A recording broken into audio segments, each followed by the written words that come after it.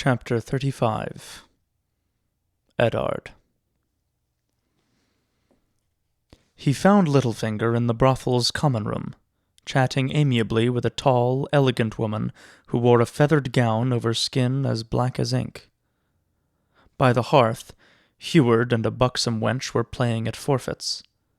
From the look of it, he had lost his belt, his cloak, his mail shirt, and his right boot so far, while the girl had been forced to unbutton her shift to the waist. Jory Castle stood beside a rain-streaked window with a wry smile on his face, watching Heward turn over tiles and enjoying the view. Ned paused at the foot of the stair and pulled on his gloves. "It's time we took our leave. My business here is done." Heward lurched to his feet, hurriedly gathering up his things. "As you will, my lord," Jory said. "I'll help Will bring round the horses." He strode to the door. Littlefinger took his time saying his farewells. He kissed the black woman's hand, whispered some joke that made her laugh aloud, and sauntered over to Ned. "Your business?" he said lightly. "Or Robert's? They say the hand dreams the king's dreams, speaks with the king's voice, and rules with the king's sword. Does that also mean you fuck with the king's—" "Lord Baelish," Ned interrupted. "You presume too much. I am not ungrateful for your help. It might have taken us years to find this brothel without you. That does not mean I intend to endure your mockery. And I am no longer the king's hand." "The direwolf must be a prickly beast," said Littlefinger with a sharp twist of his mouth. A warm rain was pelting down from a starless black sky as they walked to the stables. Ned drew up the hood of his cloak. Jory brought out his horse. Young Will came right behind him, leading Littlefinger's mare with one hand, while the other fumbled with his belt and the lacings of his trousers. A barefoot whore leaned out of the stable door, giggling at him. "Will we be going back to the castle now, my lord?" Jory asked. Ned nodded and swung into the saddle. Littlefinger mounted up beside him. Jory and the others followed. "Chatea runs a choice establishment," Littlefinger said as they rode. "I've half a mind to buy it. Brothels are a much sounder investment than ships, I've found. Whores seldom sink, and when they are boarded by pirates, why, the pirates pay good coin like everyone else." Lord Peter chuckled at his own wit. Ned let him prattle on. After a time he quieted, and they rode in silence. The streets of King's Landing were dark and deserted. The rain had driven everyone under their roofs. It beat down on Ned's head, warm as blood, and relentless as old guilts. Fat drops of water ran down his face. "Robert will never keep to one bed," Lyanna had told him at Winterfell, on the night long ago when their father had promised her hand to the young lord of Storm's End. "I hear he has gotten a child on some girl in the Vale." Ned had held the babe in his arms. He could scarcely deny her. Nor would he lie to his sister, but he had assured her that what Robert did before their betrothal was of no matter, that he was a good man and true, who would love her with all his heart. Lyanna had only smiled. "Love is sweet, dearest Ned, but it cannot change a man's nature." The girl had been so young Ned had not dared to ask her age. No doubt she'd been a virgin. The better brothels could always find a virgin if the purse was fat enough. She had light red hair and a powdering of freckles across the bridge of her nose, and when she slipped free a breast to give her nipple to the babe, He saw that her bosom was freckled as well. "I named her Bara," she said as the child nursed. "She looks so like him, does she not, my lord? She has his nose and his hair." "She does." Eddard Stark had touched the baby's fine, dark hair.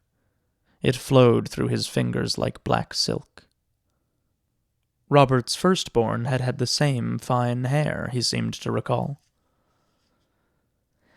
"Tell him that when you see him, my lord, as it please you. Tell him how beautiful she is." "I will," Ned had promised her. That was his curse. Robert would swear undying love and forget them before evenfall. But Ned Stark kept his vows. He thought of the promises he'd made Lyanna as she lay dying, and the price he'd paid to keep them. "And tell him I've not been with no one else. I swear it, my lord, by the old gods and the new. Chitaya said I could have half a year for the baby, and for hoping he'd come back. So you'll tell him I'm waiting, won't you? I don't want no jewels or nothing, just him. He was always good to me, truly." Good to you, Ned thought hollowly. "I will tell him, child, and I promise you, Bara shall not go wanting." She had smiled then, a smile so tremulous and sweet that it cut the heart out of him. Riding through the rainy night, Ned saw Jon Snow's face in front of him, so like a younger version of his own. If the gods frowned so on bastards, he thought dully, why did they fill men with such lusts? "Lord Baelish, what do you know of Robert's bastards?" "Well, he has more than you for a start." "How many?" Littlefinger shrugged. Rivulets of moisture twisted down the back of his cloak. "Does it matter? If you bed enough women, some will give you presents, and his grace has never been shy on that count. I know he's acknowledged that boy at Storm's End, the one he fathered the night Lord Stannis wed. He could hardly do otherwise. The mother was a Florent, niece to the Lady Selyse, one of her bedmaids. Renly says that Robert carried the girl upstairs during the feast and broke in the wedding bed while Stannis and his bride were still dancing. Lord Stannis seemed to think that was a blot on the honor of his wife's house, so when the boy was born, he shipped him off to Renly." He gave Ned a sideways glance. "I've also heard whispers that Robert got a pair of twins on a serving wench at Casterly Rock 3 years ago when he went west for Lord Tywin's tourney. Cersei had the babes killed and sold the mother to a passing slaver. Too much an affront to Lannister pride, that close to home." Ned Stark grimaced. Ugly tales like that were told of every great lord in the realm. He could believe it of Cersei Lannister readily enough. But would the king stand by and let it happen? The Robert he had known would not have. But the Robert he had known had never been so practiced at shutting his eyes to things he did not wish to see. Why would Jon Arryn take a sudden interest in the king's base-born children? The short man gave a sodden shrug. He was the king's hand. Doubtless Robert asked him to see that they were provided for. Ned was soaked through to the bone, and his soul had grown cold. It had to be more than that. Or why kill him? Littlefinger shook the rain from his hair and laughed. "Now I see. Lord Arryn learned that his grace had filled the bellies of some whores and fishwives, and for that he had to be silenced. Small wonder. Allow a man like that to live, and next he's like to blurt out that the sun rises in the east. There was no answer Ned Stark could give to that but a frown. For the first time in years, he found himself remembering Rhaegar Targaryen. He wondered if Rhaegar had frequented brothels. Somehow he thought not. The rain was falling harder now, stinging the eyes and drumming against the ground. Rivers of black water were running down the hill when Jory called out, "My lord!" his voice hoarse with alarm. And in an instant, the street was full of soldiers. Ned glimpsed ringmail over leather, gauntlets and greaves, steel helms with golden lions on the crests. Their cloaks clung to their backs, sodden with rain. He had no time to count, but there were 10 at least, a line of them, on foot, blocking the street with long swords and iron-tipped spears. "Behind!" he heard Will cry, and when he turned his horse, there were more in back of them, cutting off their retreat. Jory's sword came singing from its scabbard. "Make way or die!" "The wolves are howling," their leader said. Ned could see rain running down his face. "Such a small pack, though." Littlefinger walked his horse forward, step by careful step. "What is the meaning of this? This is the hand of the king." "He was the hand of the king." The mud muffled the hooves of the blood bay stallion. The line parted before him. On a golden breastplate, the Lion of Lannister roared its defiance. "Now, if truth be told, I'm not sure what he is." "Lannister, this is madness," Littlefinger said. "Let us pass. We are expected back at the castle. What do you think you're doing?" "He knows what he's doing," Ned said calmly. Jaime Lannister smiled. "Quite true. I'm looking for my brother. You remember my brother, don't you, Lord Stark? He was with us at Winterfell. Fair-haired, mismatched eyes, sharp of tongue. A short man?" "I remember him well," Ned replied. "It would seem he has met some trouble on the road. My lord father is quite vexed. You would not, perchance, have any notion of who might have wished my brother ill, would you?" "Your brother has been taken at my command, to answer for his crimes," Ned Stark said. Littlefinger groaned in dismay. "Oh, my lords!" Sir Jaime ripped his longsword from its sheath and urged his stallion forward. "Show me your steel, Lord Eddard. I'll butcher you like Ares if I must, but I'd sooner you died with a blade in your hand." He gave Littlefinger a cool, contemptuous glance. "Lord Baelish, I'd leave here in some haste if I did not care to get bloodstains on my costly clothing." Littlefinger did not need to be urged. "I will bring the city watch," he promised Ned. The Lannister line parted to let him through, and closed behind him. Littlefinger put his heels to his mare and vanished around a corner. Ned's men had drawn their swords, but they were 3 against 20. Eyes watched from nearby windows and doors, but no one was about to intervene.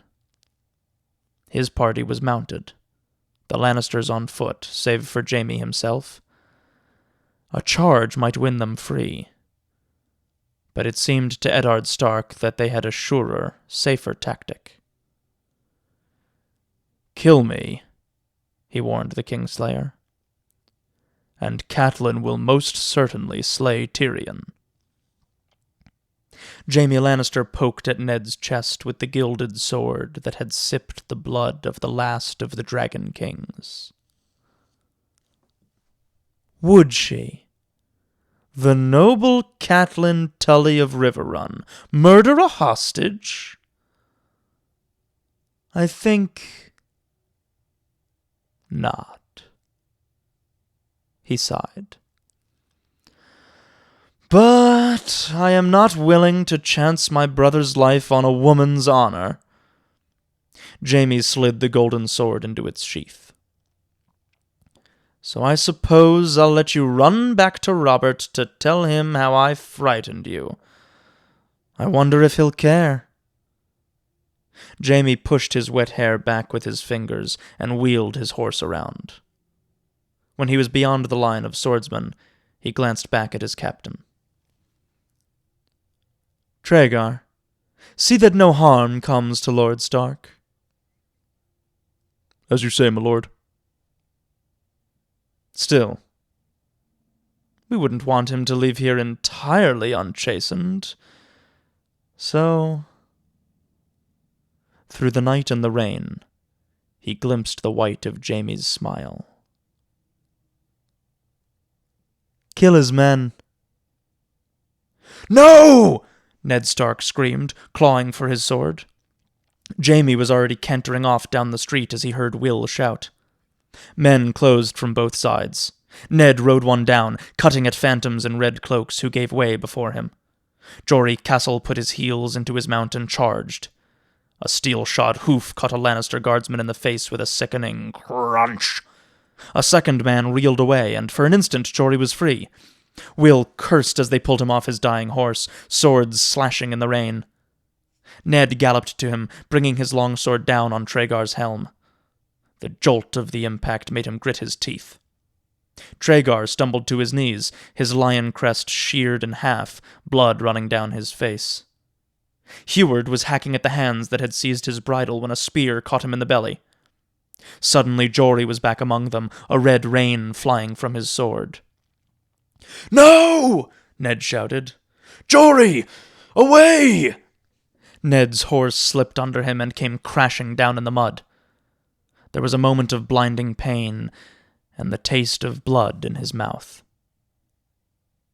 He saw them cut the legs from Jory's mount and drag him to the earth, swords rising and falling as they closed in around him. When Ned's horse lurched back to its feet, he tried to rise, only to fall again, choking on his scream. He could see the splintered bone poking through his calf.